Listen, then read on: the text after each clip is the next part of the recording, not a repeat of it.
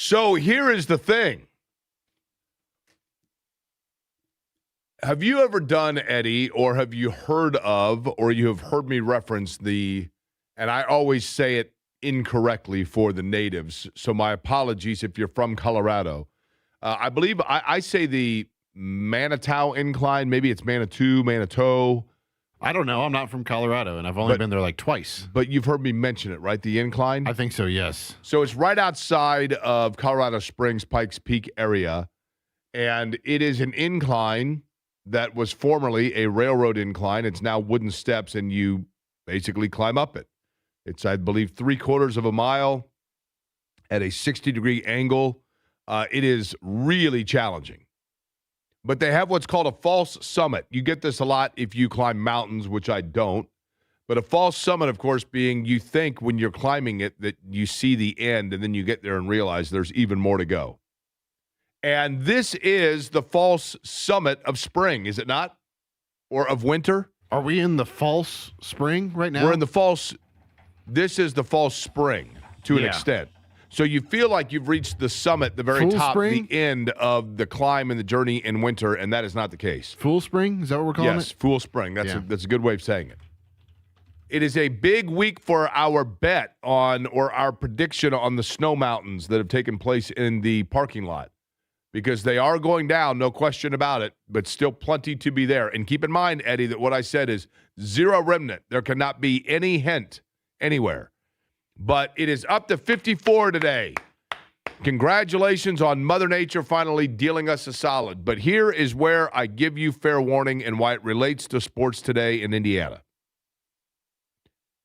When it's like this, you feel the urgency. You feel you're compelled to think that we're through it, that we have turned the corner, that we've turned the page on the calendar, and we're ready to rip it right off and just move forward, which is interesting because, and I thought about this not as the cog in the wheel here, but I thought about this last night in terms of, in Indiana as sports fans, our inability sometimes to turn the calendar forward, and how at times that can hurt us a little bit, hold us back, if you will.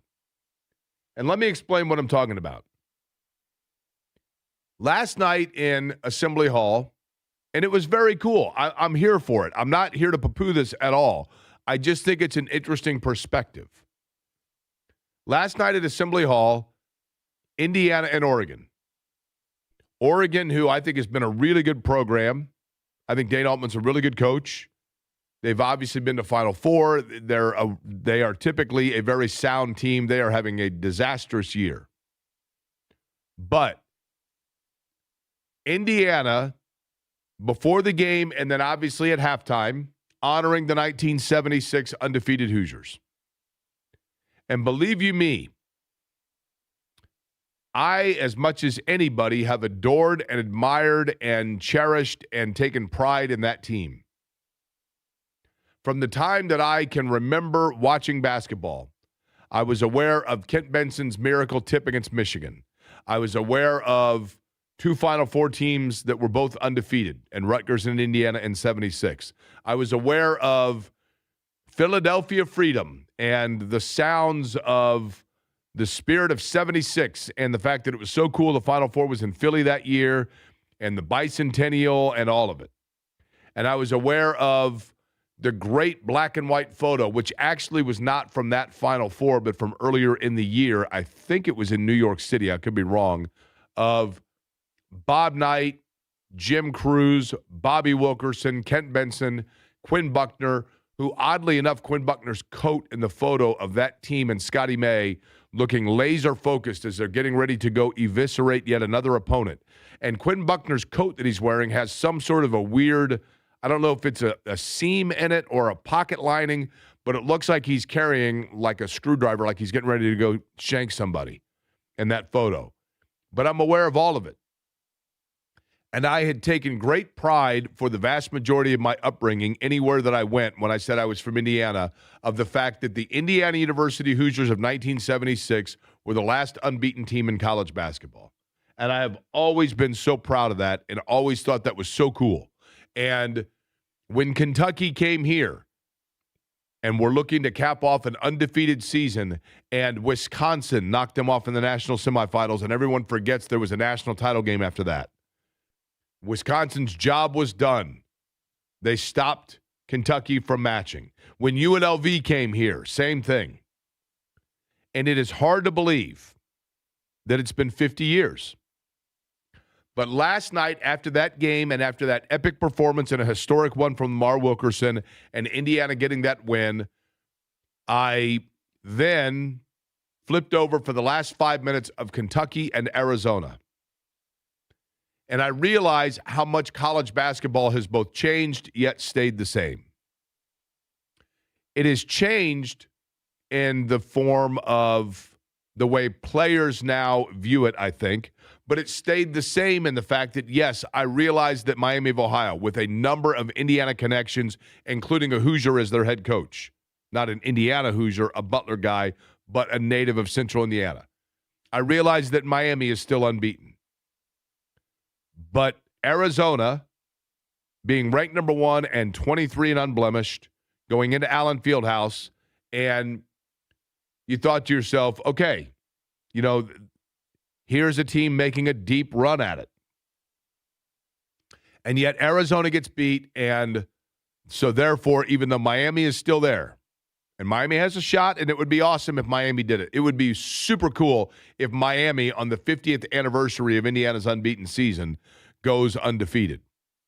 But you do feel a little bit more like that would be like Wichita State when they went into the tournament unbeaten, and you're like, yeah, smaller conference, are they going to be able to get it done?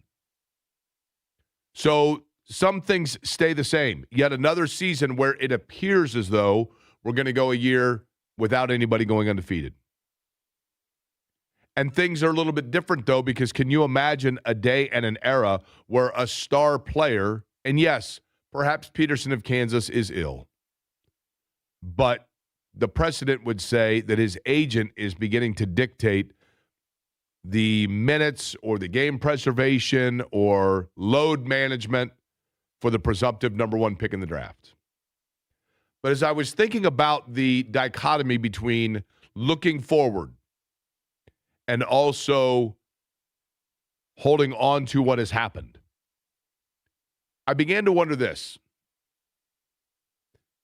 And this has nothing to do necessarily in particular with any current state of things, but I'm curious of this. Is there a danger in sport when you have great history and you have fantastic moments and you have brilliant things for which to show pride and push out your chest and be happy about? Is there a danger in living in it too long and dwelling on it too much? Do we have in this town? I don't know. When I lived in St. Louis, there was a part of me that found it odd how Cardinal fans lived so much in the past, sitting around and talking about Stan Musial on the regular and going to Ted Drew's and talking about Bob Gibson on the regular. But at the same time, the Cardinals had great teams when I was there. Mark McGuire and Ray Langford and the late Darryl Kyle, and before that Willie McGee. There were great players and great parts of, and then obviously Pujols. And so it wasn't like they were sacrificing the present to live in the past. But at some point, do you begin to compromise your present by dwelling too much in the past? I think to an extent, it hurt the Colts. And to an extent, I think it's hurt Indiana. Indiana last night celebrated and honored their 1976 team, which for Indiana fans, I think was very cool. But they almost always celebrate and honor the 76 team. Maybe not in person like that. But I began to think about the fact that Indiana's greatest recruiting class, I think most people would tell you, certainly the most hyped recruiting class that they had coming in at the time.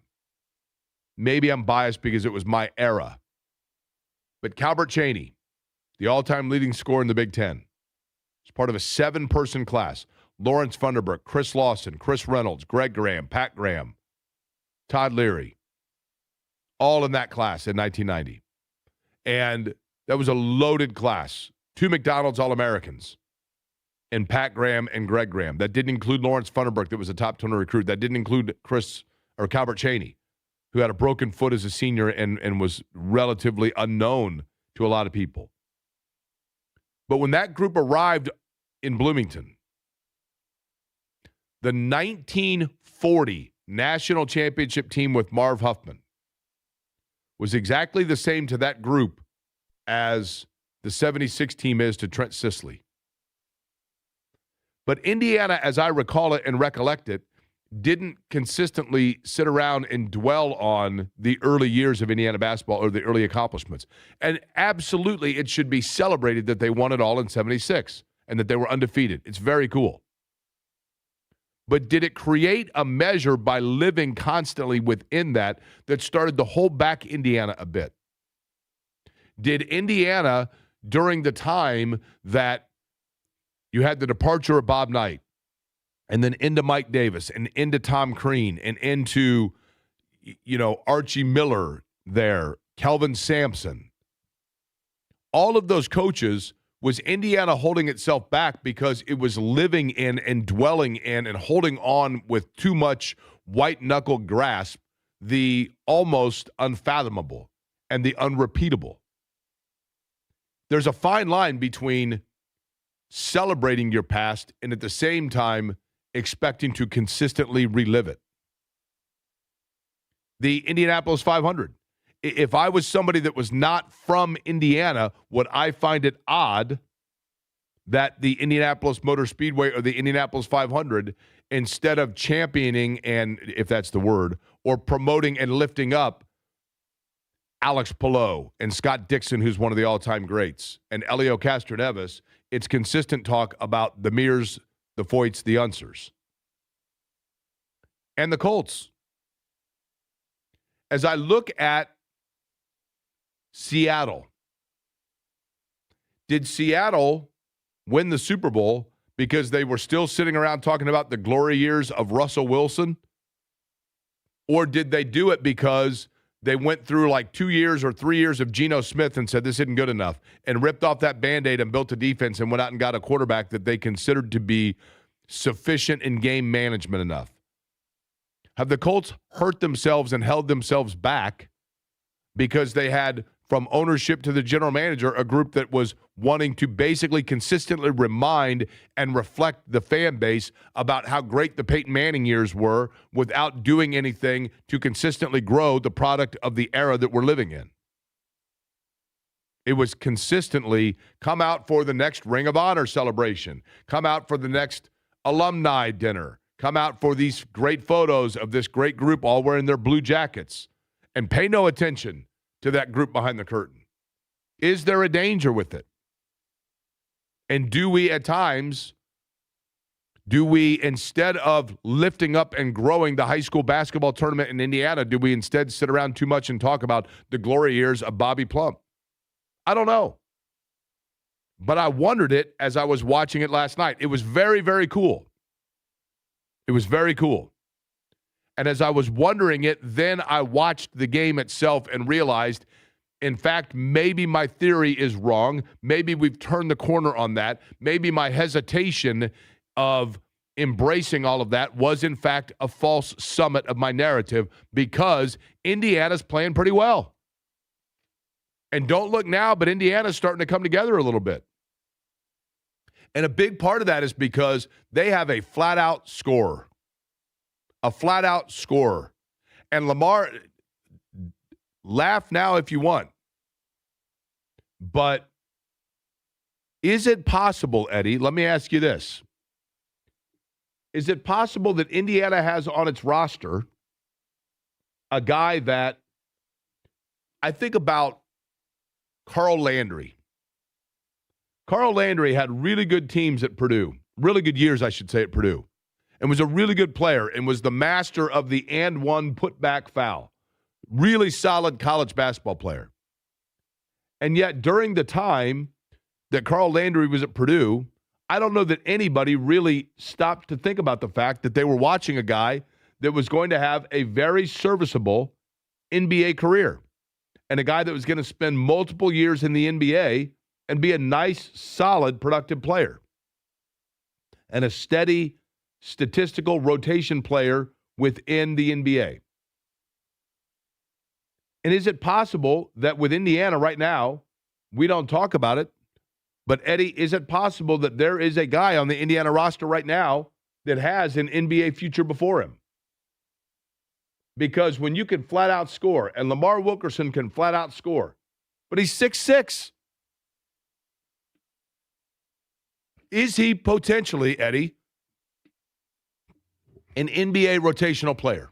Is he a guy that we're going to look at in 5 or 6 years and go, you know what? He's found a niche for himself, a la Etuan Moore, where he's a guy that comes in and gives you 12 to 15 minutes of quality minutes off the bench in the NBA and is around for a number of years.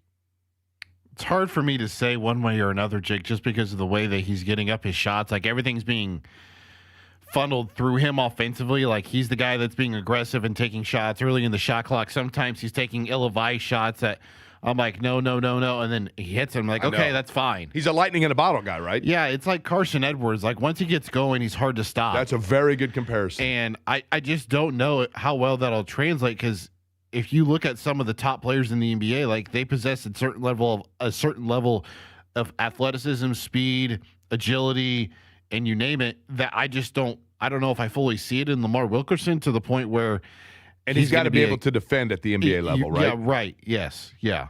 I think that's an underrated part of his game at Indiana. I think he is a solid defender, but I just don't know what that translates to in the NBA. There have been, kind of like you said, with a bunch of the guys on the Pacers, whenever we have them on the show, it's like Aaron Nesmith or Juris Walker, for example. Like, you were the best player on your team in high school, and you were the guy that everyone was going to see, and you were the key person that on the scouting report you had to stop. And then you get into college, and then you get into the NBA, where you have to kind of adjust into a role player complementary aspect. piece, yes. Right? The reality is this. Aside from all of that, this is an example with Lamar Wilkerson where instead of springing forward, we should simply live in the moment and realize what is there right now. This is what we are seeing, one of the most prolific, pure bucket volume scorers that Indiana's ever had. They've had great scorers and great shooters over the years. Jimmy Rale. Obviously, George McGinnis averaged 30 a game.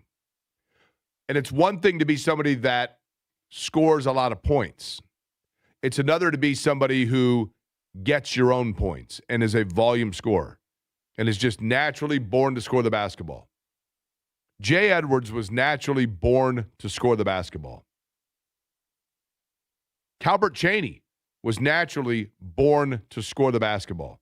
Shot fake, one dribble, pull up, good.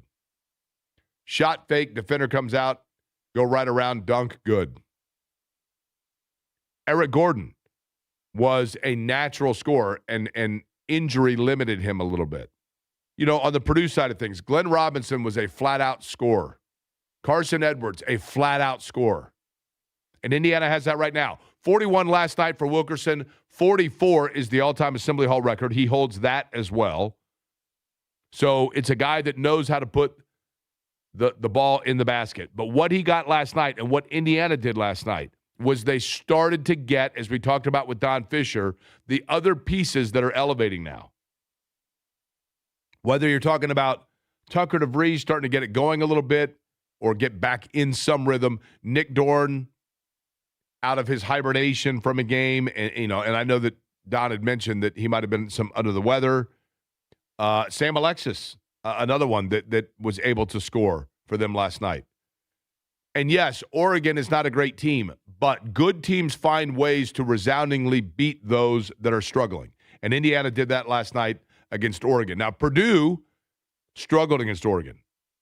And Purdue found the medicine after a 3-game losing streak to get back on the winning side of things here in back-to-back games. against lesser opponents, but it's a big one tonight. A big one tonight with Nebraska, and we're going to talk to Andy Kendi coming up later in the program, who covers the Huskers. He is out in Omaha. What's your best Omaha, Eddie? Let me hear it. Your best Peyton Manning Omaha. Go ahead. Why are you putting me on the spot like this? I didn't ask to participate. And this is what we do on this program. Well, we educate and entertain, Jay. Which syllable is when you're doing a Peyton Manning Omaha, which syllable is the most important to enunciate? It's the last, right? It's probably the middle. No, it's Omaha. It's probably the H. It's the last, right? Yeah. Omaha? Isn't it like that? Yeah, that's better. I've told you what supposedly Omaha means, right? No. Opposite. Maybe. So there's apple, apple, apple, and Omaha. Those were the two things that he used to say. As I understand it, and I could be wrong, Ryan Deem could correct me, Rick DeMolin could correct me. It perhaps is different year to year. But at one point, apparently, with each play that the Colts would call, every play they called had an opposite play to match it. So if they called an Edgerrin James run to the left, the opposite play to that is a flare pass to the right. So if Manning would come up to the line after they had called an Edgerrin James run to the left, and he looked over the defense and realized that play was not going to work, if he yelled out Omaha, Omaha, then everybody that heard that knew, okay, we are actually running the flare pass right. We're going opposite of what was originally called. Apple, apple, apple, allegedly or apparently meant disregard everything I'm about to say because I'm saying it just to throw out the defense. So he'd yell out apple, apple, apple, and then, Raider, Raider, Raider blue, scat left. And all of that was complete junk. And they knew it because they heard him say apple, so they knew, okay, tune out everything I'm about to say, stick with the original call for what it's worth. But I digress. Nebraska, Purdue tonight. And for Purdue, this game might be bigger for Purdue than Nebraska, truth be told. Because I think Purdue, something's going on with that team. And I think their defense has lagged a bit. I think their offensive cohesion has lagged a bit. They are talented enough to get away without playing at full throttle and without playing fully in sync. But what you need to see if you are going to turn the corner here, if you're going to turn the corner, if you're Purdue and spring forward instead of living in the team that you've been in the past from a year ago or 2 years ago, you got to spring forward now and not let the accomplishments of the past be your false summit. And if you're going to do that, you've got to get back on the right side of things by having a resounding win where you're able to do what it is that you want to do against a darn good team. And Nebraska is that. Nebraska is very balanced, and Nebraska is very mature. They have older players on their roster. They know exactly what it is that they want and are supposed to do. And so as a result of that, it is a challenge. And whoever would have thought that we would say that about Nebraska basketball, but that's where we are. And the Big Ten is absolutely loaded. And between Michigan and Illinois and Michigan State and Purdue and now Nebraska, and like I said, don't look now, but Indiana's starting to show a little bit of competency here. Are they an upper echelon Big Ten team? Not to the level of those that I just mentioned, but they are a different team than they were certainly 6 weeks ago, right? And they're starting to play a little bit. And I hope last night as well, even though it was great for Indiana fans to soak in, admire, enjoy the accomplishments of that great team of yesteryear, that there also is the awareness of the present and what this group can do. And I do think that Darren DeVries, I don't know much about him. None of us do. He's new, obviously, in this role. But considering this is a roster that is basically makeshift, and they are starting to, what do you always want out of any team? A team that over the course of the year is playing their best basketball as the year later that you go into the year. And it feels like Indiana's doing exactly that, which then makes you feel very optimistic about what he's going to be able to do with a roster that he knows well and has had for a while and didn't have to makeshift put together and just hope that everything banded together. And this group is banded together, and that's a big credit, I think, to Darren DeVries, excuse me. But does that mean it's going to be that way moving forward? We'll see. We shall see. But there is big news to discuss with the Pacers. Ralph Reef will join us on the program today. The latest we now know officially. Johnny Furphy, a torn ACL. That news coming out yesterday from the Pacers. Their newest member, the newest member of the Pacers, Ivica Zubac, is dealing with and talking to and answering questions of the media right now. Scott Agnes will join us to discuss, and we'll also hear from Rick Carlisle about when we might see that player on the floor for Indiana. All that conversation next here on a beautiful spring-like, spring-forward, look-forward Tuesday edition, Query & Company on the Fan.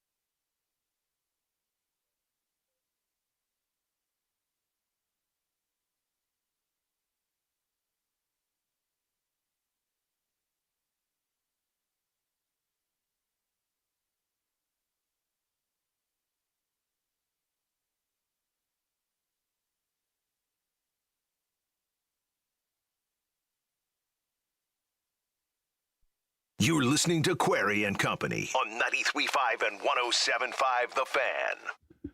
It's just the best. It's like selection. I always loved Selection Sunday because it always felt like roll the windows down, blare some Petty. Spring is here, baby.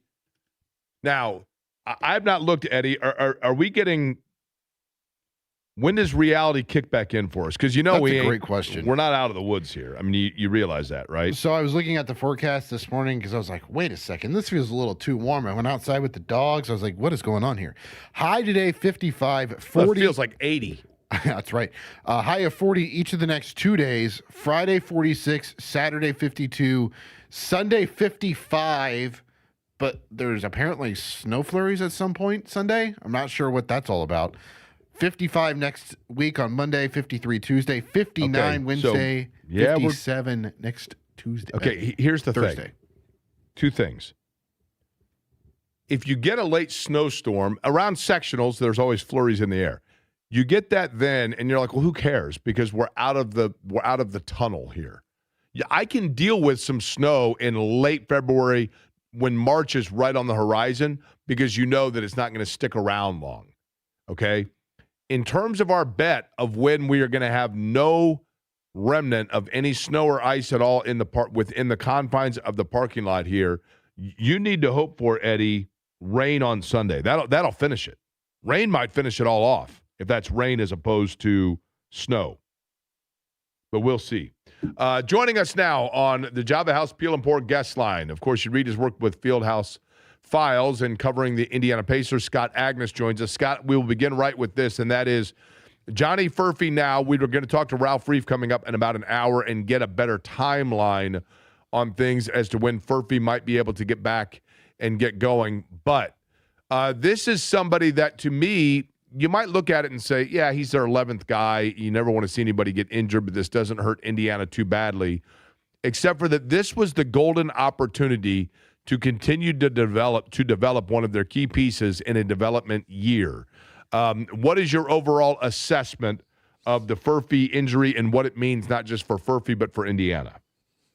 Yeah, good afternoon, Jake. First of all, it's just like, here we go again. You thought they were starting to get out of the woods with injuries, and here's another player on the roster that is requiring to have surgery. And so, fortunately, ACL injuries, as Ralph will tell you, have become more mainstream and a lot easier to recover and quicker from. But you're exactly right in terms of the golden opportunity lost here for Furphy over these final 29 games or so, because he was going to be in the starting role. He was going to get significant minutes, 20-plus minutes per game, maybe more, as they trickle down some minutes that I expect here in the forthcoming games, especially after All-Star break, right, with Aaron Nesmith, with Nembhard, with Siakam certainly in particular, probably McConnell maybe as well among that bunch. And so here's an opportunity for a guy who's barely turned 21, probably still growing, by the way, at 6'8" officially. And, yeah, now he's going to be sidelined. But there's a lot he can be gained from there. But there's nothing right now for a young guy that beats on-court activity there in the NBA. How many? I'd have to look. Eddie, do you have how many games have the Pacers played so far this year? The exact number of games that they've played so far this year. What are we looking at? They're on game 53 right now. They're on 53? So this will be 54 tonight. Okay. It always is surprising to me because you just assume that the All-Star break would be like the halfway. But at any rate, so they have 28 games remaining. Is that right? That's always the hard math, but I think it's 29 for tonight. So 29, yes. Well, they're at 53 or 54? They've played 53 games. They have 29 left. Okay.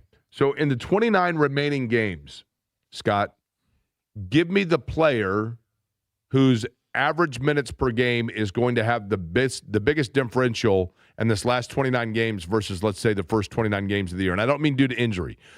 So give me a player that has not played a lot that all of a sudden now you think that their workload is going to increase significantly. Probably Ben Shepherd might be a guy I'd take on that challenge there, just because of how little he played early on due to injury and rotational. But you start pulling guards out, right, starting with Nembhard and Nesmith. I hope both of those guys see their minutes decrease and go nowhere above 30 minutes per game. I think he should go above 20 now per game. Yeah, see, and that's why. So the reason I ask it is this. I understand and I respect that the Pacers are never going to say they're tanking, okay? And I understand and respect that Pascal Siakam, for example, who has been a true professional this season, deserves the opportunity to win as many games as can be had. However, it is my belief that the Pacers definitively do have their eyes on getting one of those top 4 picks. And so, therefore, there are ways that you can massage that. So when you say that Nembhard and Nesmith, you think their minutes could be limited, Scott, is that because you think they simply look at it and say, hey, you know what? Less mileage on the tires. Let's just make sure that we're not putting ourselves at risk of too thin for the future? Or is it cognitively because they're saying we're going to put combos out there that are going to keep us in that mix for the top 4 picks? Well, it's certainly both. I think it's more the first is let's not wear these guys down. You got to realize what they've come off of. And last offseason was not very long, into late June, in fact. They arrived back from Oklahoma City, I think it was June 23rd, which takes off 2 months of your offseason. And Tyrese and Andrew Nembhard, for example, played with their national team. Siakam, a small part of that. And so these guys have been through so much in the last couple of years, 3 years, that I lean more towards the first. There's no reason in this season, Jake, that Nembhard or Siakam needs to play 37 minutes like we've seen in a couple recent games, for example. So I think that's number one. I don't think they will be as blatant as, for example, the Utah Jazz, I think, last night. Markkanen and some of their stars don't get in the fourth quarter, and then their coach, Will Hardy. Did you think about, he was asked post-game, did you think about going back to? He goes, nope, I was not. Yeah. That's the blatant way to attack it, and I don't think that's the case with the Pacers. When do you think we will see the newest member of the Pacers make their debut? Well, we know that Kobe Brown is with the team up in New York for these pair of games, so I wouldn't be surprised for him to get in during the stretch. Probably, I would guess, more so tomorrow, the next game, second game of a back-to-back. What we have seen with this Pacers team here in the last month is that second game, a lot more guys sit for rest and injury management purposes. A perfect opportunity after he has a game to watch and see and learn from this coaching staff for him to get out there. In terms of Zubac, I think it was clear in the morning show today that Rick Carlisle is saying, hey, we're not going to see him for a while. And I think also this makes sense in twofold. He just became a dad less than a week ago. You need to give him the physical. You got All-Star break. I would send him more so from a family standpoint. Seriously, not related to basketball. Go back home, be with your family, enjoy that. And then once he comes back, I would hope in the first couple of weeks he would start getting some reps here, because that would be 3 weeks off of basketball. We don't know the severity of this ankle injury referenced, but he's certainly a guy that in his time in the league, and this is one of the great things that appeals to him in the Pacers, is his longevity and his reliability on the court. You referenced Rick Carlisle this morning, Fan Morning Show. Of course, Rick Carlisle joining each week, always appreciated over the course of the season. And in fact, Scott will let us we'll let those that didn't hear it hear from Rick Carlisle himself. This is Rick Carlisle this morning when Kevin Bowen asked that exact question about when we might see Zubac in the lineup. No, he's not. I don't think he's going to play for a while. He's got a lingering ankle situation. He was injured December 20th or something like this. You know, initially it was deemed to be a 4 to 6 week injury, but this is a guy that's played 95% of his games since he's been in the NBA, and he pushed to come back early. Their team was struggling, and so there's just something in there still. There's some discomfort. There's some swelling. You admire the guy for slugging through, but at this point, it makes zero sense for him to be out on the floor in an NBA game if he's not feeling as close to 100% as possible. So I don't know the timetable. He will not play in these 2 games, and we'll see what's what when we come out of the break. Okay, Scott, what's interesting to me there is I totally get what Rick Carlisle's saying. If there was one thing that I would say could be the benefit of Zubac playing, it is simply getting familiarity. I think so much of it's kind of like offensive line in the NFL. An offensive lineman in the NFL will tell you that oftentimes a big part of their effectiveness or impact comes from the familiarity of the guy and the movement and the tendencies of the guy next to them. And I would like to see that cohesiveness form this year between Zubac and Siakam. That's the one area where I could see benefit of him being out there is the sharing of space on the blocks between those two and where Siakam likes to move around and take advantage, and Zubac's getting used to those tendencies. You agree with that?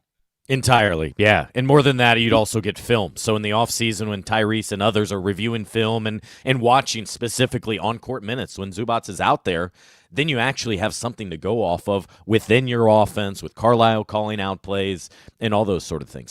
One of my things I've changed my tune, Jake, in the last decade here is the meaningless game thing. Because in reality, there is always things you can get out of games, whether it's that continuity, whether it's evaluating other guys on the roster. Yes, it might be meaningless in the grand scheme of things, but I think there is great value to your point here of getting him out there for a dozen games at least to build that rapport with one another. And so much of it becomes instinctual as much as anything, especially within the flow of the offense. It's a little different, obviously, with Halliburton not being available and out there, but still, he is inserted into a starting group that has all continuity except for him. And so he's the guy that's got to catch up in a hurry. Okay, Scott, I'm going to ask everybody that we have on today this question. It is the first day of the hint that we're out of the tunnel of hibernation of the wintertime. Now, I understand this is the fall spring. I get all that, right? But I want to know this. For Scott Agnes, the first time that you walk outside and you got spring in your step because you're like, oh, man, it's actually like nice out. I want to know the song or the artist. We do this each and every year.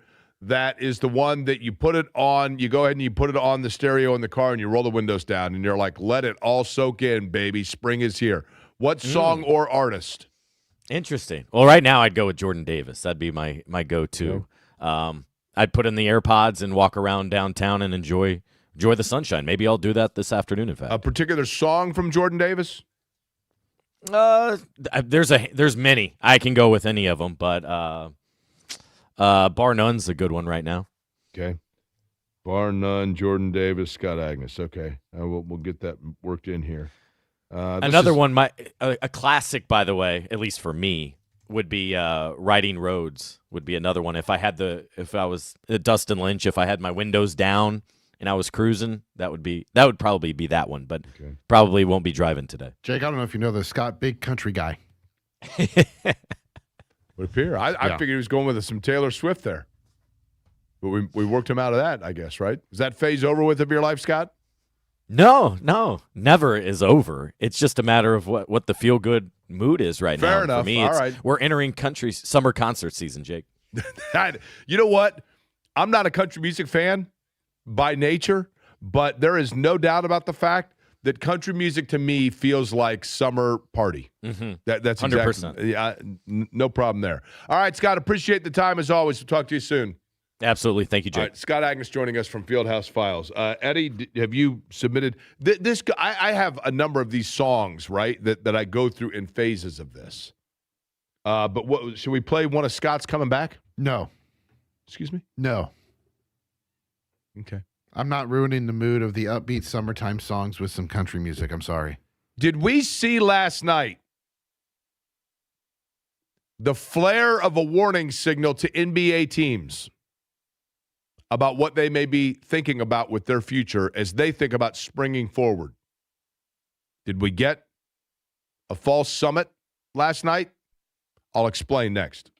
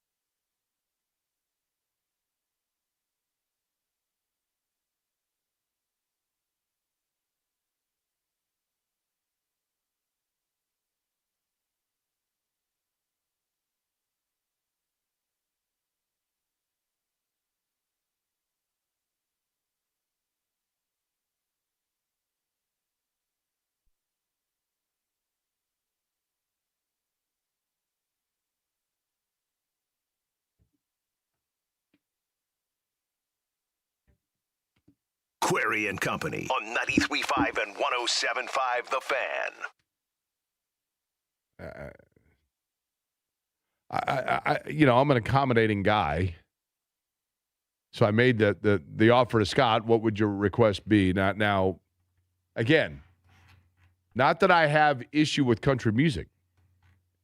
A couple of years ago, It's just not my cup of tea. yeah. So, the IndyCar races in Iowa, they brought in different performers. And they had Tim McGraw one year, and they had Kenny Chesney. And so we ended up going to the Kenny Chesney concert just because I was like, I think Kenny Chesney is kind of the new Jimmy Buffett, like the summertime. I've mentioned that before. I'm not a country guy, and his songs are, 25 years old, I realize. But it does have upbeat, out on the lake summer celebration feel. I'll admit that song doesn't so much for me that you just played. But to each their own, right? Do you remember? What's yours, Jake? What's that? What's yours? What's your Bar None by Jordan Davis of the summertime? Man, I mean, I always say that the song that reminds me of spring used to be Free Fallin' or Running Down a Dream by Petty, just because I remember the first time really listening to those, it was that kind of a day or, outside.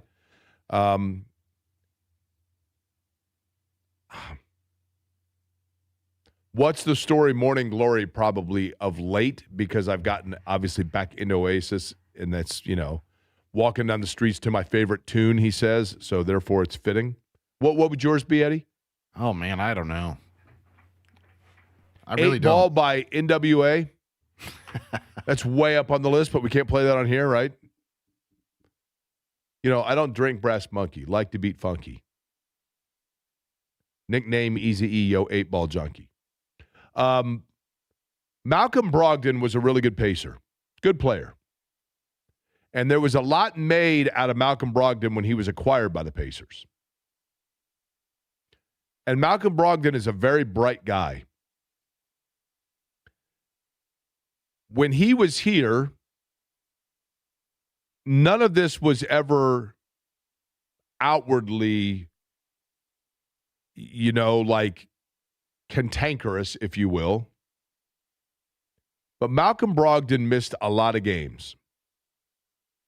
And part of why he missed a lot of games is because, it's my understanding, he was a very astute business mind that considered and thought of his body as essentially that was his merchandise. And he wanted to protect at all costs his body. So any sort of injury he had or ailment or ache or pain that he thought could precipitate further injury, he would request to sit out games. Doesn't make him a bad guy, doesn't make him a bad player, doesn't even make him a bad teammate. Makes him very conscientious of that. But at times, especially towards the end of his time in Indiana, it became a bit much because it was like, oh my gosh, seemingly every time you turned around, he was unavailable. And there were games where you needed your starting point guard. Therefore, maybe I have a PTSD when I think about players that seemingly miss key moments at key times. And I'm obviously not covering Kansas basketball. I went to Kansas, but I don't, and I went to a game in Lawrence, I think 2 seasons ago, but I'm not some big guy when it comes to KU and following it. But I'm aware of Darren Peterson because many believe that he is the most talented player in college basketball and the presumptive number 1 pick. Boozer is way up there. Is it DeBansa or DeBansa? DeBansa. DeBansa at BYU, that's who I would go with personally. If you had the number 1 pick, that's who you'd go with? Yes. Caleb Wilson also. Now, are you saying that from the Pacers' perspective or just if you were any franchise? The Pacers' perspective. Okay. Although Wilson is very intriguing because he may have the most overall upside. But Peterson, by all account, is a guy that, everybody's like, look, this is the most talented player in college basketball. But there are already red flags here. Last night, missing a game at home against the number one unbeaten team in the country is understandable if, in fact, you are ill. And what did they say? That he was ill. He went out and he went through warm-ups and then was out of the game because he was ill. And sat on the bench the entire game. There is precedent of players. I mean, it became a euphemism for a while there to have the Hurleys. Are you familiar with the term having the Hurleys, Eddie? No. Having the Hurleys was because there was a situation, I think it was in the Final Four, when Bobby Hurley suddenly kind of penguin walked it out of the arena, and you found out that his tummy was a little unsettled, if you will. Joe Paterno had the Hurleys once in a game, ran off the field. And they're like, oh, Joe Paterno's leaving the locker room early. And you found out later, had some food that didn't settle well. And in Peterson's case, it's entirely possible that he had a stomach virus or an illness. And if he truly was sick, my apologies, right? But there's already precedent, though, of other influence saying, look, he's not going to play in the second half in this game, or he's not going to play extended minutes. And if you look at his minutes,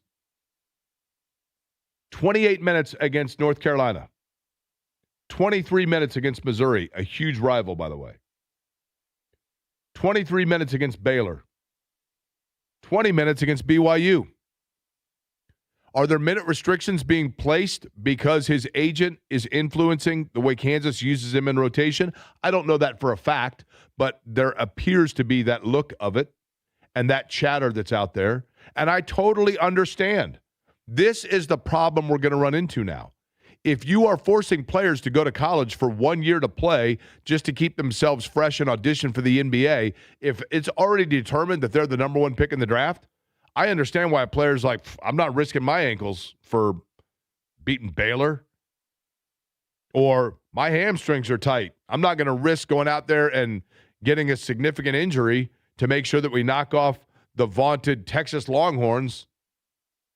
And how far away are we now from eventually players treating the NCAA tournament, dare I say it, like they treat a bowl game? Yeah, we got in. We're a 9 seed. We got the 9-8 game. But you know what? It's in my best interest to go ahead and sit this out and start prepping for the pre-draft workouts. That's the reality of it. And I understand why players might have that mentality. But if I am a team that is selecting within the top 4, or I have those other 3 options. Other years, Darren Peterson might have been the slam dunk. But considering there are other players that might be 90% the talent, but thus far show 0% the side attraction that comes with it, I would go that route. Because habits form, yes, it is entirely possible, and you could very easily say, but once he gets to the NBA and he's already secured that and the money's coming in, then that part is done, and so now it's all in, all chips in. Fine. But habits form at a certain period that then become very hard to overcome. And the earlier and the sooner that you learn to do things and go about things in a certain fashion, the better off you're going to be. And I would rather have somebody who's been doing that for a year now as opposed to one that's waiting for the time to be told that then it's about doing things scrupulously. I'm not saying I blame him. I'm not saying he's wrong. I'm not saying it's not partially the system. But there are other players that appear to be nearly as talented that to this point don't come with it with a caveat. That's all.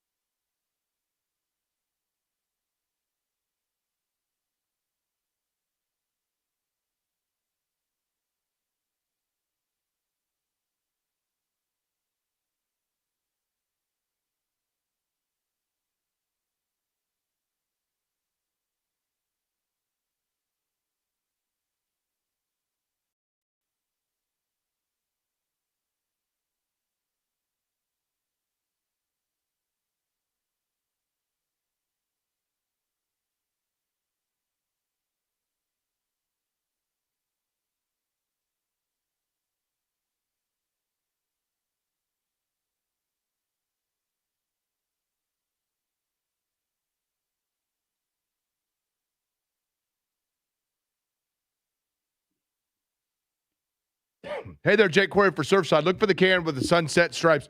Surfside, the absolute best. I'm talking about iced tea with a splash of vodka, or, of course, lemonade with a splash of vodka, and, for that matter, iced tea and lemonade in the same can with a splash of vodka. But most importantly, while they're both in the can, so too are no bubbles. There are no bubbles in there, so it is incredibly smooth to drink. And in addition to that, you, of course, are getting just 100 calories and 2 grams of sugar. New flavors are out. Blueberry, for that matter, mango, tea. Who doesn't love that? Available in multiple packs, 4 packs at any store where you buy your favorite adult beverages. Please be 21 and please consume Surfside responsibly.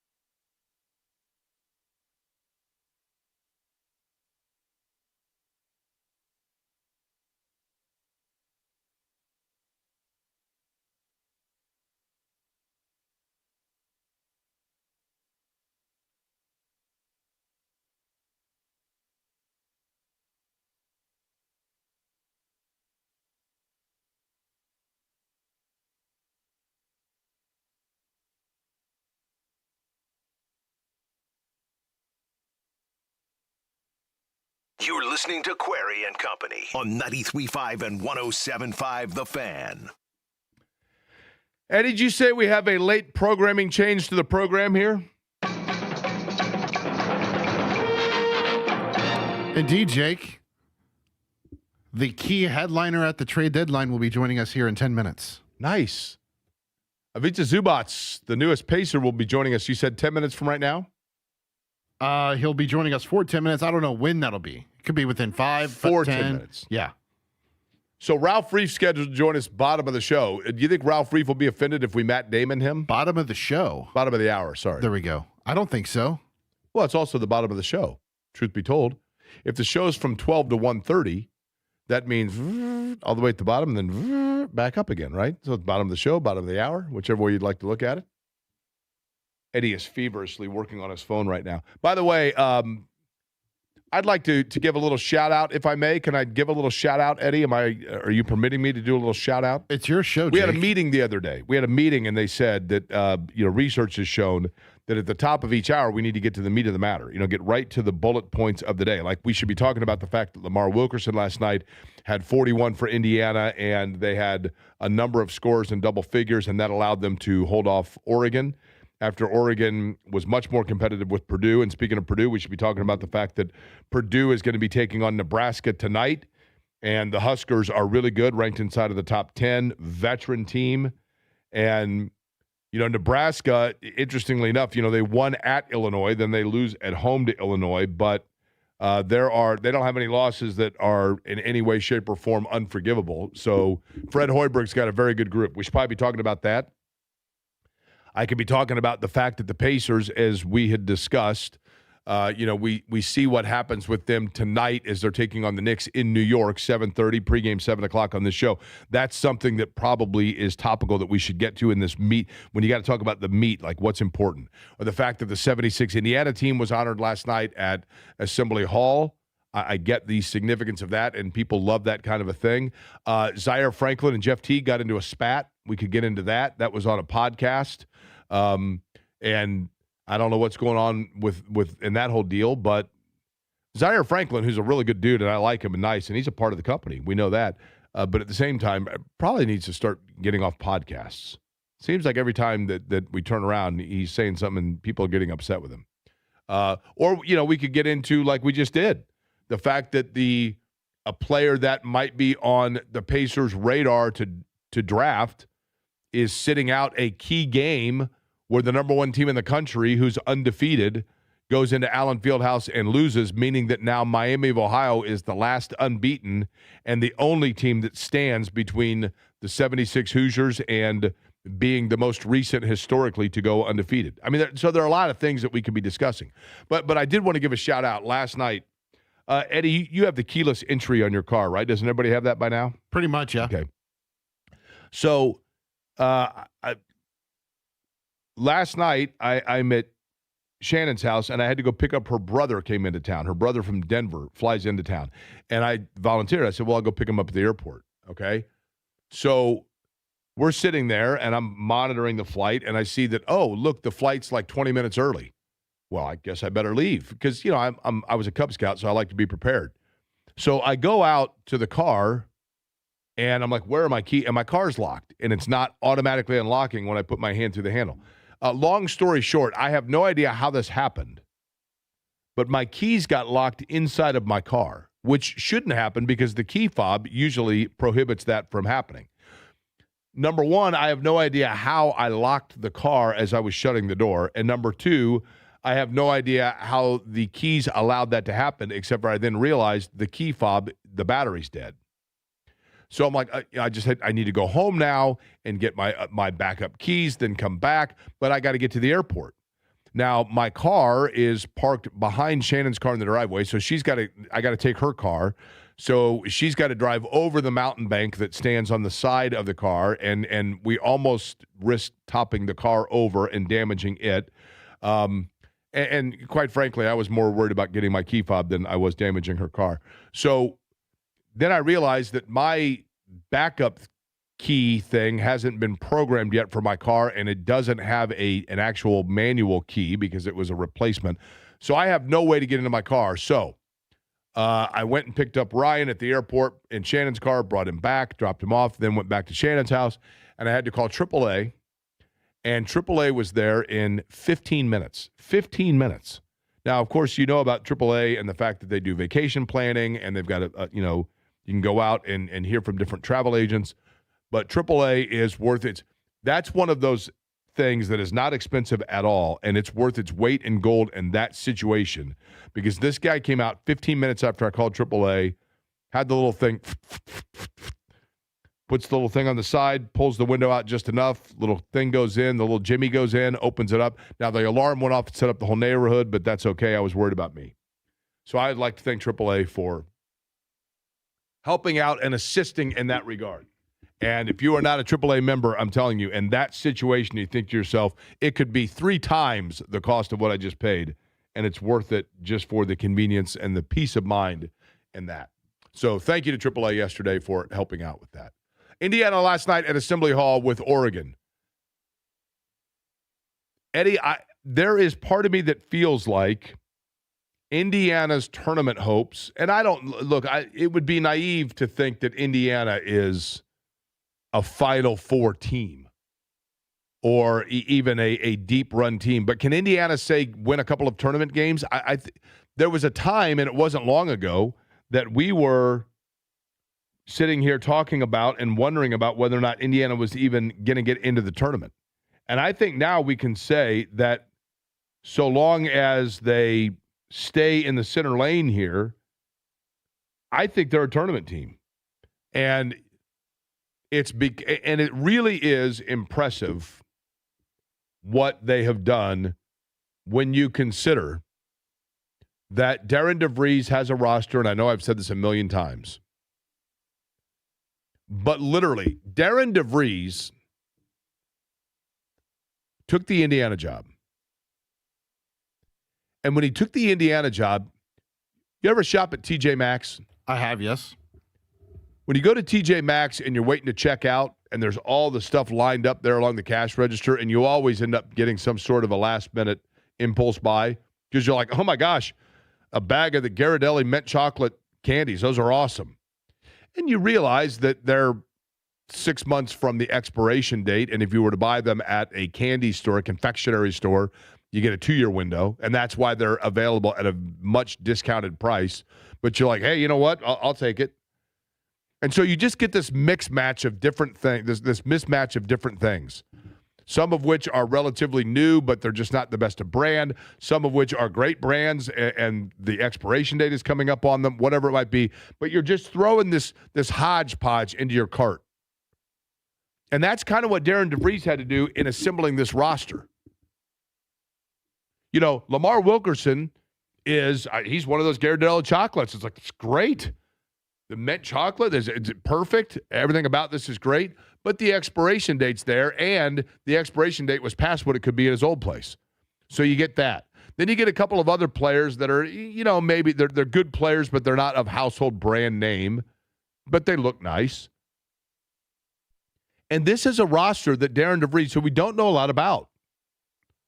What I know about DeVries is this. His practices, as I understand it, are very efficient.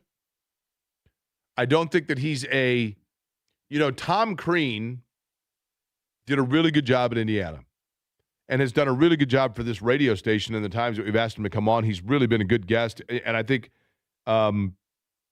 is a good guy and a good basketball coach. But I think one of the things, if Crean himself might tell you this, one of the areas I think for Tom Crean that was, I'll say weakness for lack of a better phrase or term, but going back to Bob Knight, and what's the theme of today's show? Dwelling too much on the past and sacrificing the present because of talking about the past. But it does give you precedent, and it does give you viewpoint by which to look. And if you go back and you look at Bob Knight's, when he was at Indiana and the way that he ran things, you know, former players have told me that when they got to Indiana when Knight was there, that the veteran players would say to them, hey, just so you know, as we get later in the year, it becomes very obvious when coach is going to kick us out. And it's not because he really is that upset with us. Maybe it's because he's got a fishing or a golf tee time to get to. But more so it's because Bob Knight knew when to just start to preserve his players, but he didn't want them to feel like they could lighten their approach. So he would say 20 minutes into a practice, everybody just get out of here and run, you know, and he would do it in a head game way, but what he was doing was still physically saving them while also motivating them. And I think a lot of coaches, when you look at it, you understand that as the year goes on, they have an understanding and a feel for the way that their team is to start to reel back a little bit. Like when you're flying on an airplane and you can kind of hear where the plane like all of a sudden just like turns off the jets and you're like, oh, we are just, you know, we're about to descend because you can tell that we're like coasting now. Not literally, but you get what I'm saying. And I think DeVries has done a nice job with this team, as I understand it, of maintaining and preserving that by having practices be efficient and not do what I think Tom Crean did, you know, having a 3-hour practice the night before Indiana had to go out and play Syracuse in a tournament game. And you watch that game, and Victor Oladipo, who is as good an athlete and as in shape a guy as Indiana's ever had, is like literally leaning down, tugging on his shorts for the better part of that game. And Indiana right now feels like they are starting to peak a little bit. And they look pretty fresh. And I think they're going to go as far as Wilkerson can take them of being that Carson Edwards-esque lightning in a bottle, rhythm shooter, volume scorer guy. He gets a game when they go in the tournament and they're in the 9-8 game and they're going against, you know, I'd have to look at who's like a potential 8 seed from a bigger conference elsewhere, but they're going into a game like that. They're taking on Santa Clara in a 9-8 game, and he gets that rhythm going, and suddenly it's dropping for him. And before you know it, bada boom, here you are. You're right on the cusp of, you get one win away from a Sweet 16. And volume shooters can do that for you. And they now are getting complementary pieces around him, which is good news for Indiana. And I think you got to give Darren DeVries a ton of credit for being able to go with that and get them playing right now, literally as they're getting to know each other as the hodgepodge group from the TJ Maxx line. And we'll see what it means. And we'll get into the Purdue-Nebraska matchup coming up in just a little bit. Andy Kendi going to join us from Omaha. But joining us now on the Java House Peel and Pour guest line, he is the newest member of the Indiana Pacers, of course, coming as part of the trade deadline move of seeing Isaiah Jackson and Benedict Mathurin going to Los Angeles, and Ivica Zubac is now a member of the Indiana Pacers and has now gotten to know the Indiana media just a little bit and is looking around at the snow in the ground and thinking to himself, this ain't Santa Monica Pier. But he joins us now on the program. Let me be the first to say, welcome to Indianapolis. Thank you. Thank you. Let's go back to, I guess, the news of this, because, and Rick Carlisle talked about this earlier today, and that is the fact that you were playing through some injury. I think it was ankle that happened to you late in December because you wanted to get things going for the Clippers back on the right track, and you did that, and kudos for that. But at the same time, were you aware, or did the Clippers make it known to you that you were a potential trade deadline guy that could be moved? Yeah. Played the injury happened. Came back a little earlier. Wanted to. We didn't start off the season right, so wanted to help the team and come back. And we kind of started turning things around.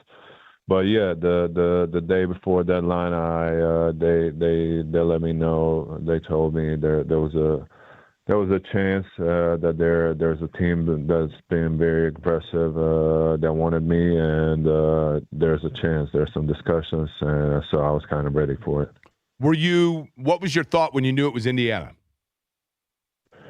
It was just like a lot of stuff going on, but I was just thinking about basketball fit. I was thinking about you guys the team went to the finals last year, was one half away from winning a championship.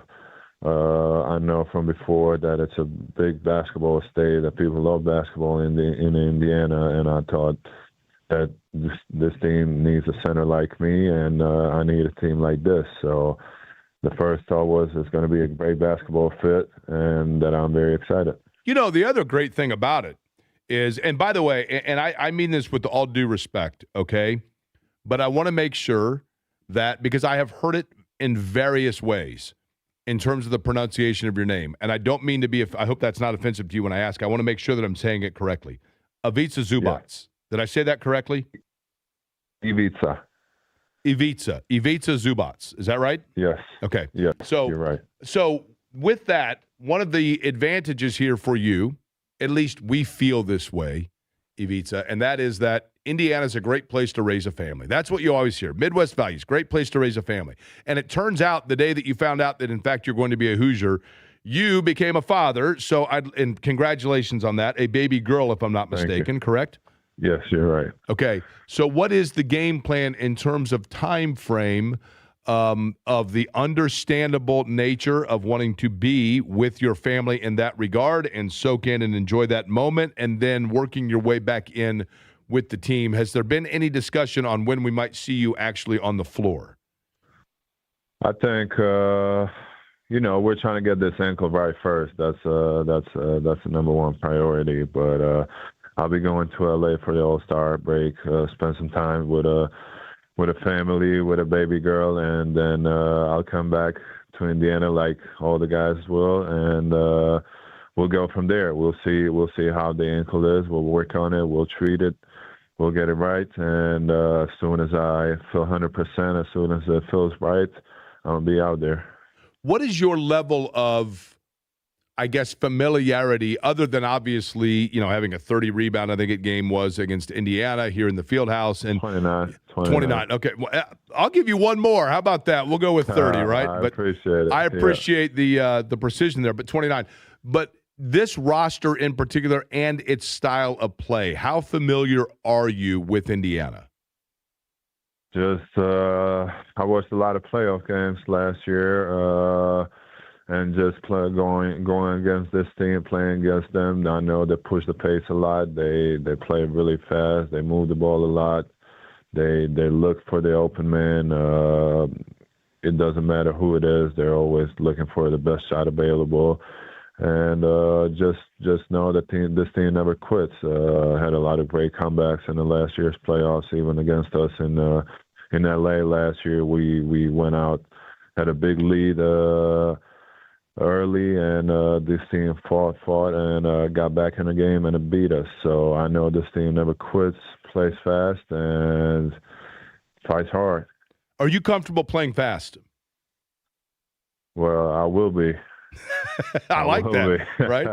I have to be. I don't mind playing fast pace. That's not necessarily what I've been doing. What my team, my past team's been doing last few years. But I'll adjust. I'll use this time till the end of the season this summer to adjust to the pace and to work on my conditioning, and I'll be more than ready. Have you been given indication from Indiana as to how they may want you to play or show things that you haven't before? In other words, are the Pacers planning on the Ivica Zubac that we saw in Los Angeles being exactly the plug-in guy, or do you think there's plan on getting you to extend out a little bit and draw out a defense to give Siakam more area on the block? How much discussion has been taking place there?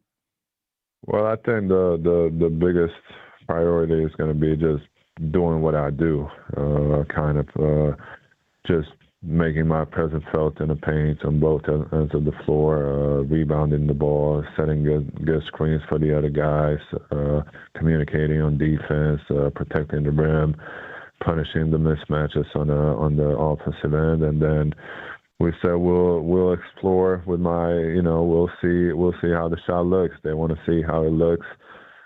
Practices, workouts, we're going to see. They're going to be the judge, and that's up to coaches. If that's something that I felt like I always had, but I never had many opportunities to do it. But it's all up to coaches. If that's something they want me to add to my game, and if that's going to help the team, I'm definitely open to it, and I'll work really hard this summer to extend that range and bring that to the team next year. Which player on the Pacers roster are you most excited to have now as a teammate? Well, I think as a big, definitely Tyrese. Bigs and point guards, they always have a special relationship. We got to look out for each other on the court, and him being one of the best point guards in the league, being a pass first guy, involving all the teammates. I think there's going to be a great chemistry between us, and I'm really looking forward for him getting back out there healthy and us playing together. Ivica Zubac is our guest. He's on the Java House Peel and Pour guest line, newest center of the Indiana Pacers. That game that you mentioned where you had 29 rebounds, Lloyd Pierce, the assistant coach for Indiana, kept telling T.J. McConnell, drive at the guy, get him to foul out. And eventually you did. Now, McConnell said he owes you a bottle of wine for that. Has he delivered yet? He's delivering today. We talked about it. He said he got something for me, and I think he's delivering today. Well, here's the important thing. I hope that you're able to enjoy a glass of wine while also looking over the fact that you've got a young family. You're in a great place for it here in Central Indiana. Our weather is not Los Angeles. I'm not going to lie about that, Ivica, but I know people here are very happy to have you here and very excited for it, and we certainly wish you the best. Look forward to having you back on the program, but welcome to Indianapolis. It's a great city, and I think bright things ahead for you, but I certainly wish you the best in terms of getting back out on the floor and then seeing you out there. Thank you. I appreciate the warm welcome, and see you out there. All right, sounds good. Again, joining us, Java House Peel and Pour guest line. That is the newest member of the Indiana Pacers on a very busy day for him with media obligations. So thanks for working that in for Ivica Zubac, newest member of the Pacers. One of the things that I most liked hearing there was when asking what his role would be and hearing him say, rebounding, setting screens. What you didn't hear was score, score, score. This team has plenty of scores, and he can score, don't get me wrong. But when he says, there are elements that I can bring to the table that maybe my game wasn't in Los Angeles, we didn't see it just yet. Can he be a mid-range shooter? Can he draw out a little bit away from Siakam? I don't think that's what is originally going to be the design, but the hearing there, you could kind of tell that did not sound like a me first guy. And that's you're going off of a 5 or 10 minute, but I've done this a long time. I talked to a lot of athletes. You can kind of tell when a guy's like, you know what? I just want to do whatever's. Guys, everybody says that. Everybody says, oh, I'm just here to help the team. But sometimes you can just kind of tell based on an answer there. And when he talked about what his role was, and it was all of the dirty work stuff. And that's what they need, right? The dirty work stuff. I like it. And interesting to hear when he talked about the ankle. That's the other luxury here is they have the luxury now of time of letting him rest and letting that ankle get healthy. Now, Eddie, one more time before we bring in Ralph, I want to bring up and play again what Rick Carlisle said this morning. You heard there Zubac talking about the ankle injury and the fact that he had hurt it in December. This morning, Rick Carlisle joined the guys on the Fan Morning Show, and Kevin Bowen asked the question almost specifically of, when will we see him out there essentially, and how soon will it be that he's on the floor working through those things we were just talking about? This is Rick Carlisle this morning. No, he's not. I don't think he's going to play for a while. He's got a lingering ankle situation. He was injured December 20th or something like this. Initially it was deemed to be a 4 to 6 week injury, but this is a guy that's played 95% of his games since he's been in the NBA, and he pushed to come back early. Their team was struggling, and so there's just something in there still. There's some discomfort. There's some swelling. You admire the guy for slugging through, but at this point, it makes zero sense for him to be out on the floor in an NBA game if he's not feeling as close to 100% as possible. So I don't know the timetable. He will not play in these 2 games, and we'll see what's what when we come out of the break. Pacers in action tonight taking on the Knicks. 7:30 pregame at 7 o'clock. You heard Carlisle there say, we'll figure it out when we come out of the break. When we come out of the break, the one that we're about to take, Ralph Reif will join us. And we will get the latest on, in particular, the injury news with Indiana and Johnny Furphy from yesterday. Ralph Reif next.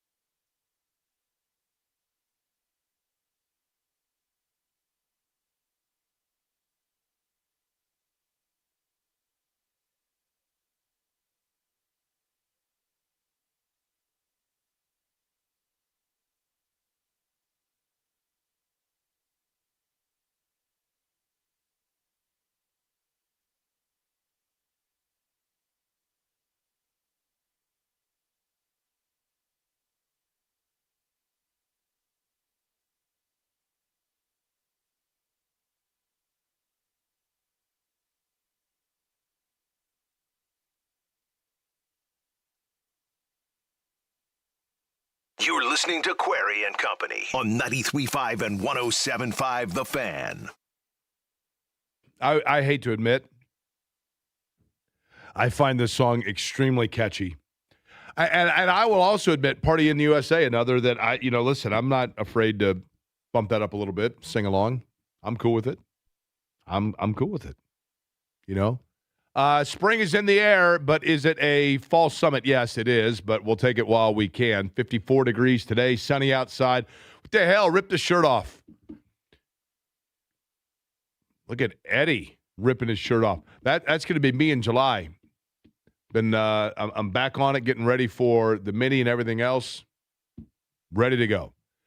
Joining us now on the Java House Peel and Pour guest line, when it comes to getting, in fact, in shape, the training that goes with it. Ralph Reef has been doing that for athletes throughout Central Indiana and really worldwide for the totality of his career. RalphReef.com is the website for Reef Executive Performance Solutions. And in a vast career of athletic training that includes 4 different Hall of Fames in which he has been inducted, one of the great responsibilities he had was assembling the training staff for the Olympic Games, I believe in Atlanta. And Ralph, as we are in the Winter Olympics now, I'm curious, do you get a nostalgic feeling when you see and grasp just the representation that all the athletes have in the Olympics? Well, good to be with you, Eddie and Jake. And yeah, I just love the Olympics. I've been fortunate to be a part of 3 of them. And you were right. In 1996, the Centennial Olympic Games, I was honored to be the manager of athlete care for the entire games. And there's nothing like the Olympic Games, winter, summer. There's no better time to visit the region or the city than during the Olympics because of security, transportation. Everybody's there for a common purpose. And so, yeah, I was trying very hard to get to Italy for these winter games. I'm on a committee with USA Bobsled, and so I stay involved with that particular sport. And but it just didn't work out for me. But and bobsled and they start Monday of next week. They have the second week of the games, and so I'll be watching that with a lot of interest. Ralph, before we get to, and I want to talk to you about the Johnny Furphy injury and a couple of other injury questions, but I'm curious of this. As I watch the opening ceremonies for the Olympics, and I really enjoy watching the opening ceremonies partially because I truly enjoy seeing and appreciate the introduction of things that are of cultural relevance to the host city or country, right? And embracing the fact that what I'm seeing is them telling me about what's important to them, not necessarily like trying to conform to what's important to us. And there's an element of that just worldwide that I think we lack sometimes. But when I see the athletes entering into the arena or the stadium in the Winter Games here, you can truly feel that with these young people and these athletes, what's going on in the world is shelved. And it's about the spirit of sportsmanship and camaraderie and the understanding of the sacrifice that their fellow athletes went through, regardless of what their background is or the politics they grew up in. And that fraternal feeling, to me, it comes across through the television. Do you feel it when you're there? 100%. I get goosebumps you talking about it, and I reflect back. If I could share 2 stories. In 1996, I was in Olympic Stadium, Atlanta, and I was working medically, and I was off into one of the hallways, big hallways, where they moved all the floats and the participants that were dancing and so forth would come through, and the Olympic flame came into the stadium, and none of us knew who was going to light the cauldron. Of course, it ended up being Muhammad Ali. And they brought him in an underground tunnel, which was built under the field at Olympic Stadium and could come up through the center and so forth. But I was standing there, and up beside me on my shoulder, all of a sudden appears Janet Evans.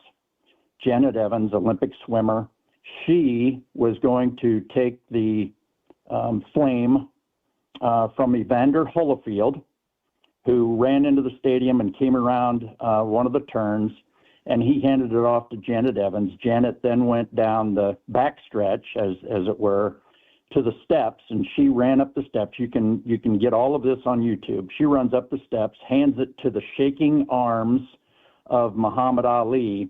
Well, going back to Janet was standing next to me with tears in her eyes, scared to death with the enormity of the situation. And it was one of those moments where all of a sudden I became her dad. And I put my hand on her shoulder and said, "You've got this."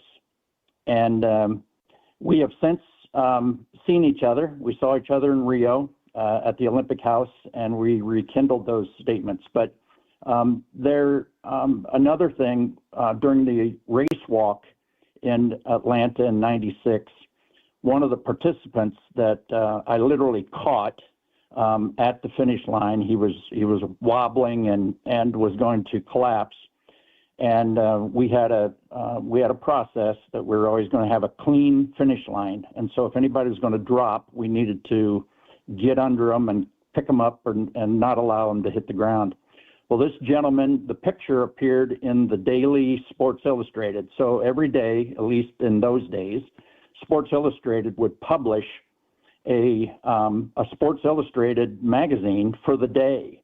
And those were sent throughout the Olympic Village and the various press rooms and so on and so forth. Well, this gentleman found me. There was a picture of me holding him up. He found me at the medical facility in the Olympic Village, which was Georgia Tech's sports medicine center. And he came in and through an interpreter, he was from Croatia, through an interpreter, he showed me the picture and said, "Thank you," and gave me a hug. That's the Olympics. And there's all the wars, all the conflicts, all the concerns, they absolutely melt away. And if the world, I could preach on this, but if the world could embrace what those athletes and coaches are feeling right now in Italy, we'd have a pretty good place. And you know, Ralph, one of the unique dichotomies about the United States is, and this is just my opinion, but you know, for Muhammad Ali in that moment in 1996, the thing that I remember the most about it, you know, Muhammad Ali is somebody who had himself been, you know, outspoken about his displeasure of some of the policies and the politics of the government of the United States as an earlier man. And yet that moment was not only perhaps an amend, and also somebody who had won a gold medal and then, you know, been outspoken about how it didn't mean as much to him because of the politics of the United States. So maybe that was as much about Muhammad Ali making amends there as it also was the symbolism and the representation that we are a nation that can still love those people that have conflict at times of absorbing everything that goes on, because that's what makes us the country we are, because we have that ability and that freedom to voice those things. And I hope that's something that we never lose sight of on a personal note. But let's get to the injury for the Pacers and Johnny Furphy. And what we know now is the anterior cruciate ligament. Now, he is obviously a young man. I don't know if that factors in with the repair time, but we've talked to you about knee injuries before. There's the PCL, the MCL, the ACL, the anterior cruciate ligament in the right knee. This is what sort of a time frame, and in form of the knee ligaments, this one is how critical? Well, the ACL, anterior cruciate ligament, is the most important ligament to the long-term health of the joint, of the knee joint. And it also, from a mechanism for an athlete or any person, the ACL keeps the tibia, which is the long bone of your leg, the shin bone. It keeps the tibia in place as you flex bend, go upstairs, downstairs, get your car, rotate, turn a corner, on so forth. The ACL keeps the joint in place. And so it's a significantly important to the mechanism of the knee. And that's why the ACL quite often gets repaired pretty quickly for downhill skiing about the ACL. But staying with Furphy, what I noted that was very interesting and really a good sign is that Johnny had surgery yesterday. From everything that I read, Pacers they went from Toronto to New York. They went to the hospital for special surgery, which is the mecca of orthopedic surgery in the United States, if not the world. And so fortunate that they were traveling to New York City. They went to HSS, Hospital for Special Surgery, confirmed he had an ACL. And the reports that I read, he had surgery Monday. So what that tells us is that did not have a significant amount of swelling in the knee joint or in the knee itself. Actually, let's do this. Hey, Ralph, real quick, because we've protocol here in the United States. Hey, Ralph, real quick, because we've got a connectivity issue. If we take a quick recess